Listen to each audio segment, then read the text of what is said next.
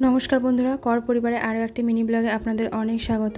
গত কয়েকদিন ধরে আমাদের বাড়িতে সবাই পরপর জ্বরে পড়ছে। প্রথমে আমার হাজব্যান্ডের হয়েছে, তারপর আমার হলো।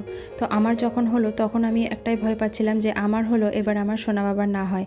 তো যেটা ভয় পেয়েছিলাম সেটাই হলো। আমার হওয়ার সঙ্গে সঙ্গে মানে গতকাল রাত্রে আমার জ্বর এসেছে, আর আজকে সকাল থেকে আমার সোনা বাবার জ্বর।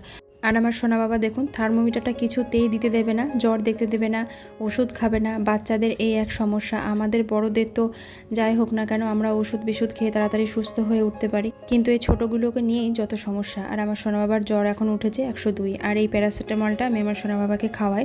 তো এটা সবসময় আমি ঘরে রেখেই দিই, কখন দরকার হয় না হয় বলে আমি সবসময় ঘরে আনিয়েই রাখি ওষুধটা। আর এরপর দেখুন আমার সোনা বাবা ওষুধটাও কিছুতেই খেতে চাইছে না। তো যাই হোক, অনেক কষ্টে শেষমেশ ওষুধটা খাওয়ালাম।